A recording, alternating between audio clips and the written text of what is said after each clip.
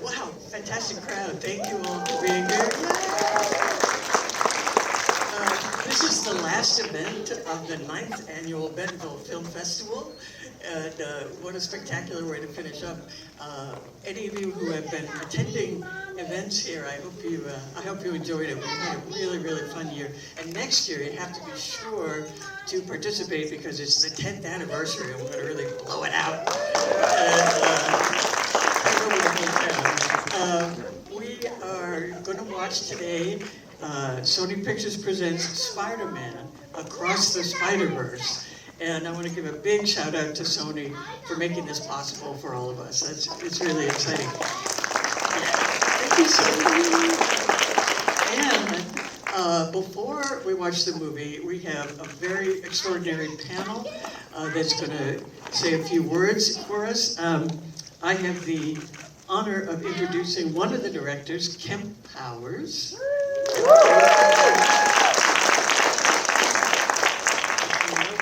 Yeah, all right, there's Kemp. And one of the stars, Luna Lauren Velez, plays Rio. She's fantastic in the movie. And we also have the head of story, Octavio E. Rodriguez, with us. And our esteemed moderator is going to be Perry Nemerov, and she's from Collider.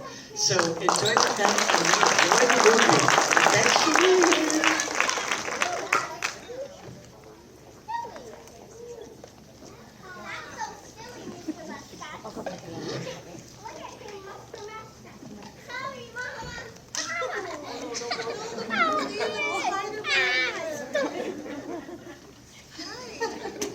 Hello, everyone. You are in for quite the treat. It's an especially big treat to be back here at the Bentonville Film Festival, but especially when I'm here celebrating what is bound to be one of the best movies of 2023. I mean it. Congratulations on this incredible film. First, just for fun, I feel like this is a terrible place to start because it's asking you to pick a favorite child, but can each of you highlight your favorite spider person in the film? For me, it's still Miles Morales. I mean, that's the reason why I think all of us got on board with this. I still love Miles. For me, I have to say Spider-Punk is maybe one of the coolest additions to the Spider family. He's like super cool. I can't say anything more because you guys haven't seen it. So. Yeah, I would say Miles. I'm biased because he's half Puerto Rican. I'm Puerto Rican, so that's a big deal to me. And Miguel O'Hara. So I'm gonna say 2. Yeah. There's no wrong answer to that question. All right, Kemp, you're getting my first hard-hitting, big old compound question because you're 2 for 2 with animated features. Everyone's gonna watch Across the Spider-Verse, but if you haven't, go check out Soul as well. So, can you tell us a shared quality that Pixar and Sony Pictures Animation have that you really appreciate, you think made you deliver the best possible work, but then I also want something about Sony that is a standout at the company, something that, really well suits this particular story. Yeah, I mean, both of them, what they have in common is that both of them empower artists to try to take big swings. I think Pixar has a long history of doing that. And the thing about Sony, it's also one of the things that I contrast between the two, is that I always jokingly say that Sony's kind of the Wild West, is that you have a huge variety of different kinds of artists with very different kinds of visions. I don't think Pixar is going to be making an R-rated animated film anytime soon, whereas Sony has, I think, Fixed coming out later this summer, and it's like hard R. Whatever kind of artist you are, they really do treat animation as just like a medium for telling any kind of story that you want. But I think both places are wonderful in terms of just supporting artists who are trying to tell original stories. And even though Spider-Man is, such an iconic character, everyone I think involved in this project came to it with the attitude of we want to try to do something a little bit different. Not just different from live action films, but different from what they did in the first movie. Into Spider-Verse was one of our favorite films, and it's let's not try to just repeat that. Let's try to do something a little bit different.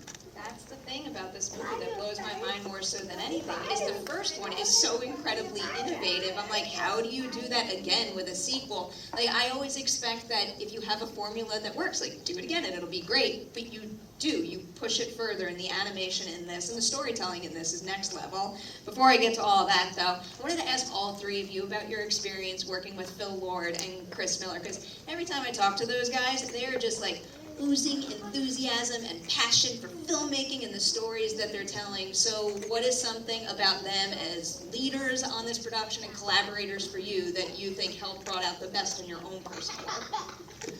Well, I'll say for me that, I mean, you're right, such enthusiasm, such passion, and I think even the entire project for me, the thing that I love the most about it is that this collaborative spirit, you see it, because there's something that is just beautiful and moving and touching about this in a way that's completely unexpected.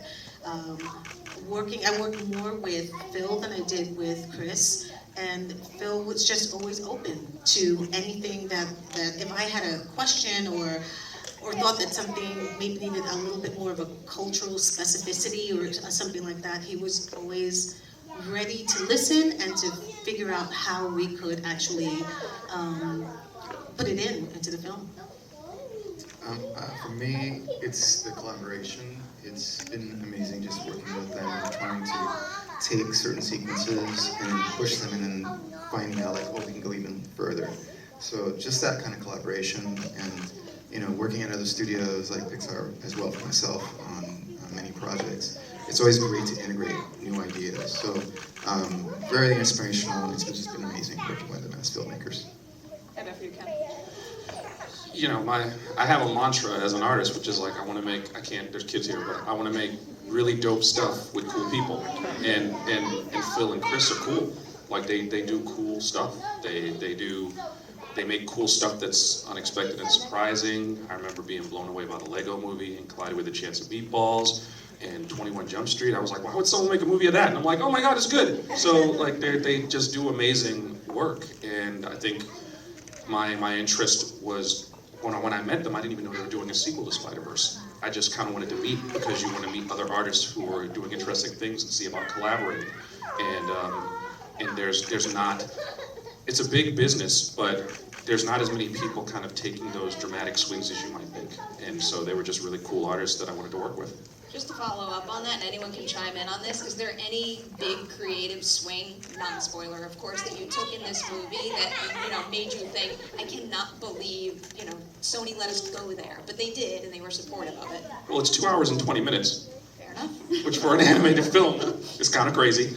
And you know, I thought that was a big deal for, I think this might, and we kind of were able to rise to the challenge of trying to keep it engaging for that entire time. And also, we got allowed to live in these small, like nothing in animation happens by accident.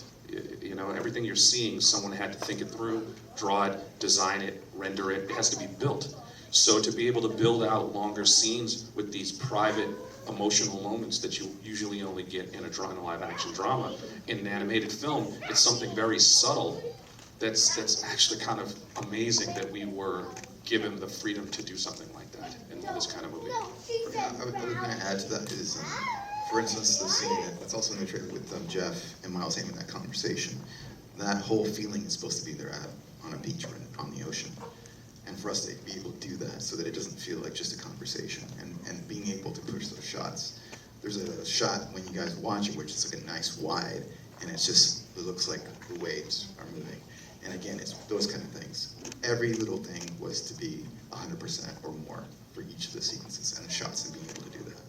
This is a good segue to the storyboarding process. I'm curious, what was it like figuring out how to have a cohesive vision for the film in the storyboarding phase when you're doing like literally everything, like hitting a wide range of emotions, but then also, you know, having a wide range of animation styles that you need to make sure enhance those emotional beats?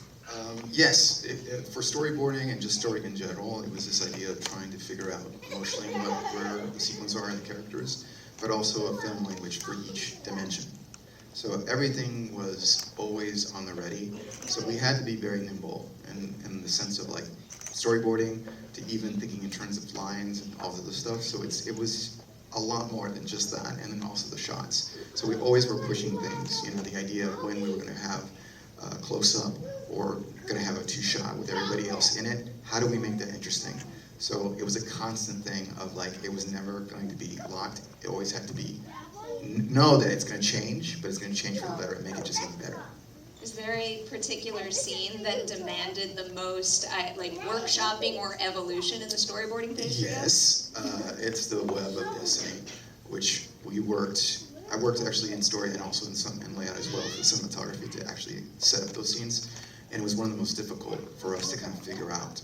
And that also is where, you know, Miguel, as in the trailer, is talking to him like, you can't make those kind of choices. You have to think in terms of as a superhero, as a spider person.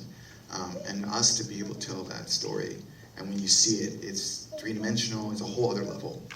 But we were able to pull it off, and again, it's just been thankful to have all these collaborators to make something so great. Literally every frame of this movie, I'm sitting there going, how? Is that what that's called, the Web of Destiny? That, wow. That's cool. Luna, for you, I want you to take us in the sound booth, the recording process a little. One thing I'm especially curious about, because I know you don't get to work with your co-stars here when you're doing your performance, but I heard Kemp was a very good scene partner. So can you tell me something about him as a director, but also a scene partner that helped you access something in your character or a scene that you wouldn't have been able to reach without him? Yeah, I mean, it's such a different thing than acting in front of the camera, right? Because you get to use your whole body, you get to use your face, and everything, so that you can actually tell a story with your whole being. And in this, just using your voice, you know, the great thing is you can show up to work in your pajamas, right? But everything that you say, the first few times I heard back some of what I was saying, I thought, that doesn't sound like what I want to convey. So then really digging down and understanding that every single word that you say, whether the inflection, the sound of it, like if you're trying to reach someone in true communication, it isn't what you say. And without the luxury of having your physical self, that's something that you really have to be so clear about. And that's like the biggest thing I learned, and that, you know, of course, I can use as well for being in front of the camera. Being in the studio without an actor is challenging, but I did get really lucky because I had Kemp as my scene partner for a lot. I mean, I feel like most of the film. Yeah. And it was just such a, like, I was never alone. And the process itself can feel sometimes isolating because you are in a booth and either they are on Zoom or Kemp was in the room with me a couple of times, and it just made all the difference in the world. And he's a terrific actor. So that really, what, him. I was playing Miles Morales. Ridiculous. It was great. It was really wonderful. Why don't you ever cast yourself in a role? I'm not an actor. I feel like a lot of animation directors pop up on the cast list. Well, we do scratch, you know, when it's still in boards before we actually bring in the cast, we all do scratch. So for a lot of times, you know, before we were still figuring out the story, like I would voice Jeff, or Joaquin Dos Santos, one of the directors, was always voicing Miguel O'Hara.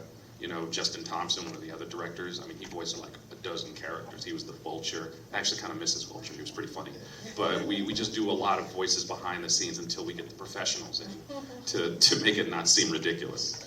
Having the experience of voicing the characters in that respect, is there anything that you discovered about one of them by doing that you never would have tapped into if you were just filling your role as a director in that respect? The bigger discoveries I find are when the actor comes in. That's when we really discover the character. It's less like we have an idea of what's written and executing that when we're doing scratch, but then when the actor comes in, they immediately have questions, and it's often questions that we haven't thought about. So I feel like we really find the character once we actually get the vocal performer in the booth. And I think the case, of course, Luna's character was in the first film, but I really think it's cool how I believe both her and Brian Tyree, who plays Jefferson, I think their roles are much expanded in this. So you get to go like a lot deeper into those characters. So even though it's a character she's familiar with, there's lots of new stuff to discover. And on the other side, you have a character like Spider-Punk, that was voiced by Daniel Kaluuya. In Scratch, Spider-Punk was being voiced by Daniel Pemberton, our composer. And anyone who's met Daniel knows that he is, I don't want to say he's not cool, but he's just not Spider-Punk. He just happens to be English. But he's just like and he was such a great soldier and but like once we got Daniel in the room, it was like, oh yeah, this character is cool, because we weren't quite buying the coolness until we got Daniel Kaluuya in the room to do the role. This is a multiverse movie. There is another universe out there where this cut of the film exists. Oh, it's on our computers. It's embarrassing stuff, but we've got it all. I have so many follow-up questions right now. You brought up how you find these characters through your actors' voice performance. Can the two of you maybe talk us through a little bit how the animation can evolve after an actor has delivered their work and maybe surprise you in the process? Well, the animation doesn't start until the actor's done the voice. That's the other thing. An animated performance is half the voice, and then there's a physical performance, which is the work of the animator. I mean, the animators are quite literally actors. It's a part of the process I hope when we do like a behind the scenes people see more of, but animators actually record themselves doing visual reference. They create these little videos where they're physically acting out all these versions of the character. I mean, a lot of our animators are on social media, like I think Daniel Ceballos, who did the scene in the counselor's office, posted a video of him being both Rio, Jeff, and Miles in that scene, performing off of one another. So you hear your voice and Shamik's voice and Brian's voice, but it's one guy kind of doing the physical performance. And Also, Ere Santos, who yes, played Miles, it's in the trailer. Yeah. When it comes to it. Yeah, it's amazing stuff. They're physical performers. And it's kind of like finding the two, like splicing the two together. So they don't even start the physical performance until we have the voice recordings. So it's there's some tests as well that we do. So it is a collaboration. It's a back and forth like throughout this whole process. So we would get some sequences together, put some stuff up. The voice actors would come in, of course, and then they bring some inspiration. So a lot of the mannerisms are a little bit different slightly. But there would always be this evolution back and forth of everything that was being done. So it's like, oh, you know what? You might go back and do some things for that. But it is just a sense of like testing out a little bit. So they'll do tests beforehand where they think the character can be. And then after that, once the voice actor comes in, it's like, oh, actually, this might be a little bit different. So they are preparing. So at the time, there's always some research being done. And we do a video recording of most of our voice sessions. So the animators also see what the voice actor is doing and their expressions when they're delivering these lines. They're not just hearing the lines, they're also seeing them in the booth as just kind of a visual reference. But it's a very collaborative, very back and forth. You know, I'm always most excited the first time to show one of the performers them animated, because the early part of the process, there's nothing. It's just you doing lines, and the lines are always recorded out of sequence. It's not like we start at the beginning of the movie and go to the end. So you're reading lines that make no sense whatsoever. And sometimes they'll try to explain, and I'm like, wait, but where is Rio? And it's like, well, all we can tell you is this, and it's so out of context that it's like, huh? So what do you think? What should I don't get it. And so luckily, you know, with great direction, it can take you, and it's all trust, right? Because we don't have a script. There's just, you know, you're on this journey, and you agree to say yes, and a couple of years later, you're going to see what you worked on. But it's this process. I learn every single time I do a panel or have a discussion about everything that went into this film, and it never ceases to amaze me. I think it's funny too, because I think, correct me if I'm wrong, but Luna, the first teaser trailer we released was kind of built around a moment between your character and Miles. And we didn't tell you until right before the trailer came out. We were like, hey, we want to show you the teaser. And you didn't expect to be so dominant in the trailer. It was very emotional for me actually seeing it, because it's Spider-Man. There's so many exciting, wonderful spider people in the universe. But to see this little clip that you'll all see, which I think is such an important part of the film, and the fact that this part of the world was represented as super important was really special. And yeah, Cam showed it to me just before we went. It was like, It's one of the best scenes in the entire movie, and that's saying something when from top to bottom. This movie is exceptional. Many follow-up questions I'm trying to remember. First, I'm just curious, which character changed the most from what you guys originally pictured to final film based on what the actor did? I would say Spider-Punk, just because again, like first Spider-Punk was one of the last characters we really got into the film recording-wise. So we were working on him in scratch until pretty late in the process. So to get Daniel fairly far along and just have this character transform. But I think overall that would be Pav, Spider-Man India, because we workshopped that character and that scene a lot.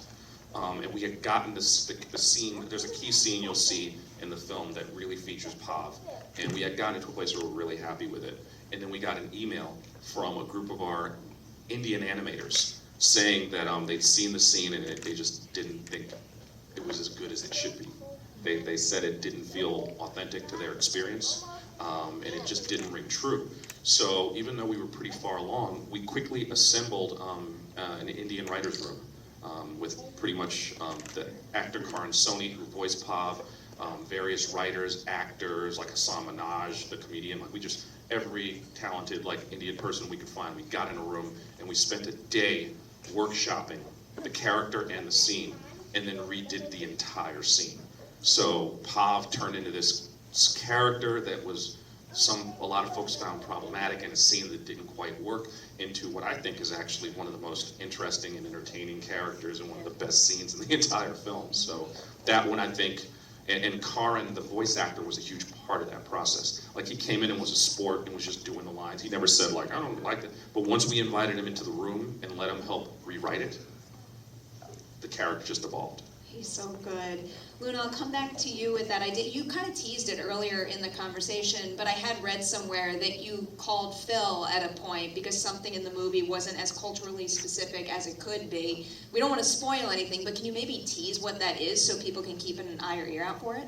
Yeah, and it's funny because Kemp had mentioned it first, and I don't think I knew about it, but then I followed up with it with Phil. But it's something that we say, as you know, I'm Puerto Rican and I grew up with very specific things, and it was actually my mom who said, this is missing, and you miss it in the first one, and in this one, it's really important. And I said, I mean, what am I gonna do, call one of the producers? And she said, yeah, you can call them, it's important enough.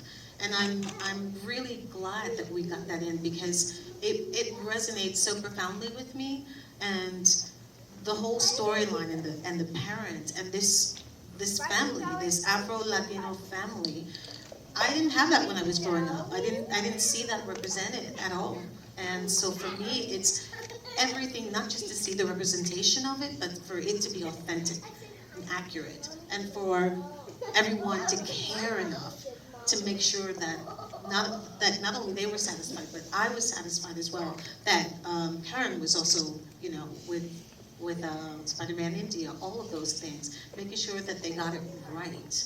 I feel like that is another thing that you really feel when you see this movie. And I think Octavio actually mentioned it first, by the way. It wasn't me. He was the first one to bring it up. So you need a couple of people. Yeah. I'm just happy that it's in there. It's in there. Yes. That to me is like super important. Luna, to dig into Rio's arc, because again, it is an expanded role this time around, and one particular thing I tend to get a little obsessed with is the fact that many box the idea of a coming-of-age story into a teen story. That is not the case. You can come of age at any point in your life. So can you tell us a little bit about her coming-of-age journey, being a parent to an adolescent, then to a young adult instead? Yeah, and you know, her son's about to go out in the world, and you know, this is a family that's doing very well. It's not a struggling family. They're both professionals. They, you know, live in a brownstone, but they manage to keep what's important to them culturally, and yet they want their son to go out in the world. But for Rio, it's really hard. Her son's about to go to college, and it's leaving the nest. And where does that leave her? I don't think that she anticipated having that kind of a struggle. But then the other part is she intuits there's a bigger thing that he's going off to do, and I think that is, we don't really speak about it in the film, but it's in there. It's in the groundwork that there's something that she knows he's about to do, and that he's doing, and it's going to get bigger, and she has to decide whether or not she's going to let him go into the world. You feel it, and it winds up enhancing Miles' journey when everybody around him has such a full journey to play off of. I wanted to ask you all about the 2D CG hybrid animation, because you did it exceptionally well in this film. It also just seems to be like a very popular animation format right now that's really speaking to a lot of people. So what do you think it is about this style of animation that, you know, really enhances a story and is also just especially mesmerizing to look at? For me, the thing that's really interesting is that we have this, but we got to play with different dimensions. It just fits so perfectly.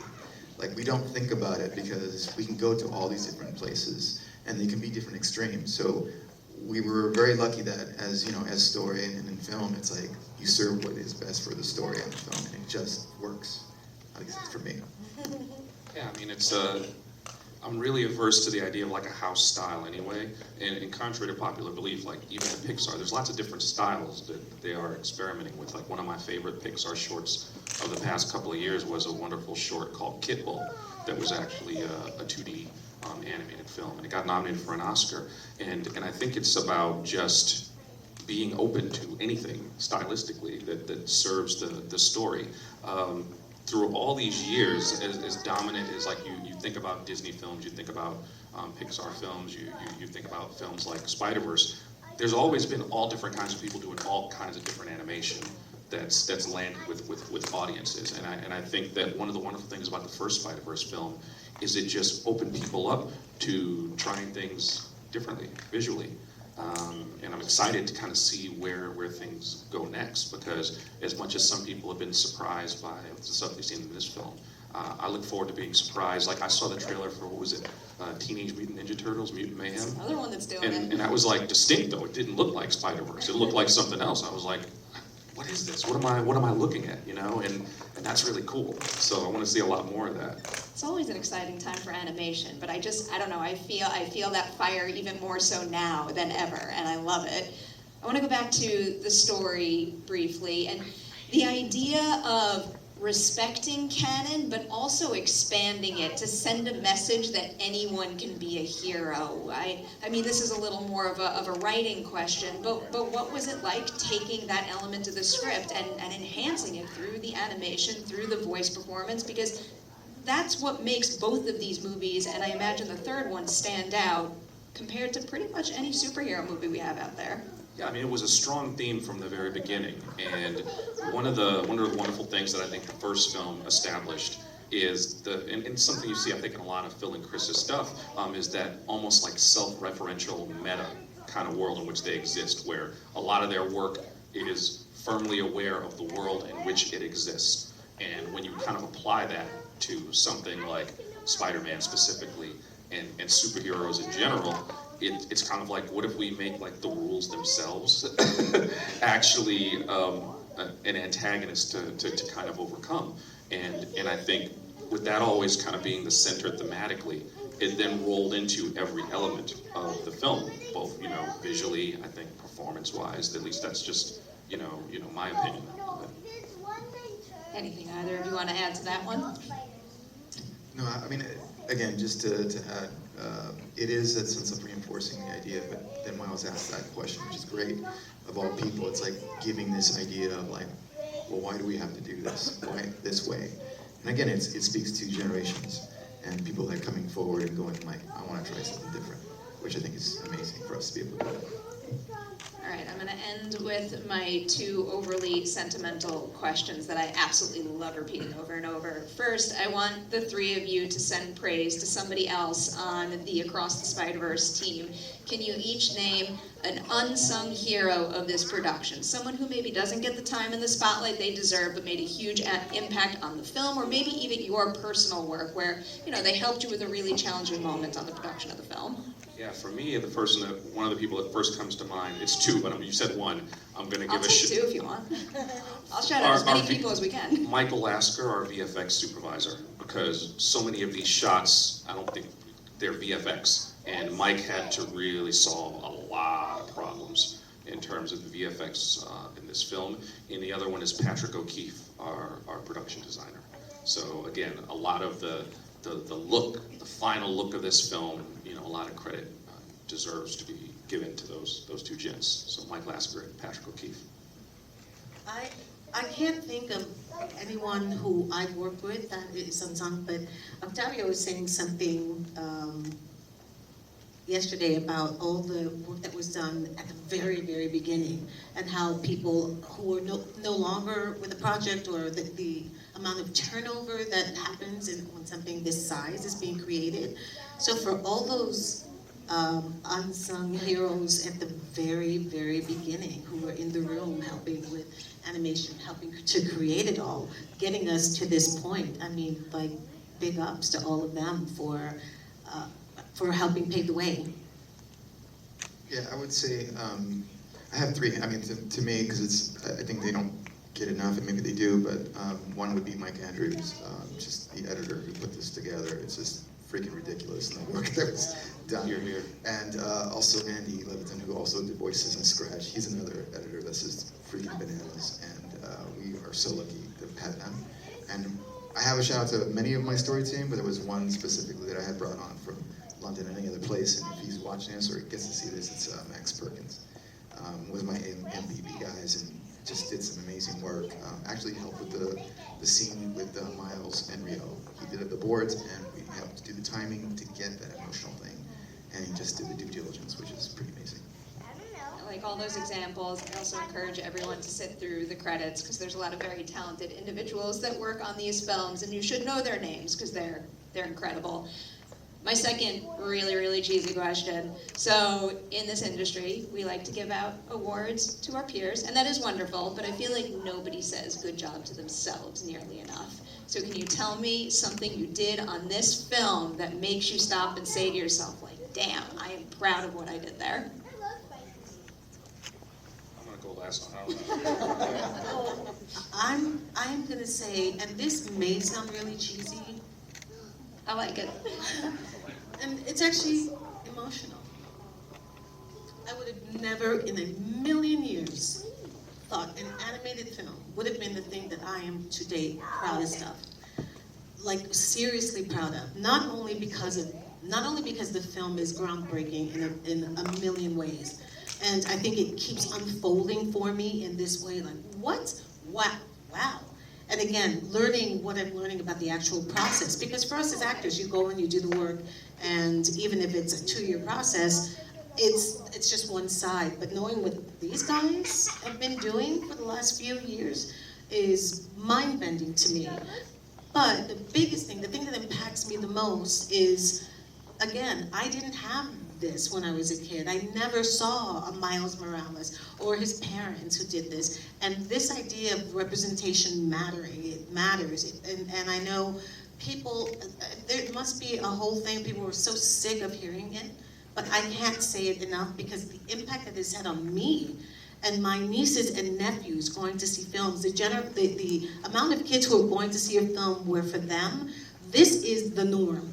They fully accept this, and that they can be superheroes, they can be all of these things. About 20 years ago, I met Neil Tyson DeGrasse, who is the director of the Hayden Planetarium in New York. And my niece was interning for him. And when I walked into this room and I saw him, he's African American. I was kind of blown away. And I thought, why are you blown away? And I thought, because I never see this. I never see this, and this is arguably one of the most important scientists in our country. And I thought, that's what we need to see. That's what people need to see. Not only people of color, everyone needs to see it, so they understand that we are all part of the same world, that we are all making incredible contributions all the time, and that everyone should be included. And so for me, that's why it's the most important thing I feel that I'm proud of, and incredibly grateful to be part of. I'm gonna try. For me, and I've said this in all these other things that I've accomplished, taking on this opportunity to do head of story, because previously, as a director, I took this position because of the content, about what we were trying to put out there. And not only that, not just representation for me, but for so many other people. And it's one of those things that I'm so proud of to be a part of, that within this position and doing other things, that we got to finish this thing, and that it's left such an impact. So I'm actually proud of just doing the movie all together, being Afro-Latino, and taking on this position, you know, is really great. So I'm just proud of the movie in general. It's just ridiculously like crazy how we did this. As you should be. Yeah, I mean, I'm also equally proud. I mean, for me, it's tough. I think so much of being a filmmaker is you fighting for your ideas, you know, fighting for things you believe in. And I think one of the things that I've noticed upon my own evolution on the process of this is that I'm always going to fight for my ideas. I'm always going to fight for things I believe in. But when there's another idea that isn't mine, that's better, I need to fight for that as much as I do for the things that come from me. And I did a lot of that on this film, and I think everyone did a lot of that. It was a lot of like the best idea wins. What's best for the film is something that we were saying to each other a lot. It's like, what's best for the film, not what's best for Kemp, not what's best for Octavio or Phil, it's what's best for this film. And I think it's because this film did really feel like the child of 1,000 people. And everyone treated it as such and kind of protected it and did, like, you know, a lot of us, some people are on social media, some people aren't, but, you know, we hear the doubt. We hear, you know, oh man, they're gonna mess it all up. Like, who are these guys? So to just kind of put your head down and just try to do the best version of it because you believe in it so much. It's hard to check your ego, and I think a lot of people had to check their ego to do what was best for this film, and I'm one of them. You did the opposite of messing it up. You so far exceeded the already sky-high expectations that the first film set. This is a very special movie. Huge congratulations, and thanks for sharing some of the experience with us today. Thank you all for being here, and now I will leave it to you to introduce your film. I mean, there's not much else to be said. How many people here have already seen the movie? Tell me, I'm just curious. Go back with you guys. Okay, cool. More people haven't seen it than I expected. Great. Well, hopefully you're in for a treat. Be warned, it's about 2 hours and 20 minutes. If you haven't run to the restroom yet, you might want to go pretty quickly. But yeah, we're so proud of this. You're seeing the culmination of years and years of work from not just the three of us, but like I said, about 1,000 people all over the world. We're super proud of it. Enjoy the continuing adventures of Miles Morales, Gwen Stacy, and all his friends. Spider-Man Across the Spider-Verse. Thanks, everybody.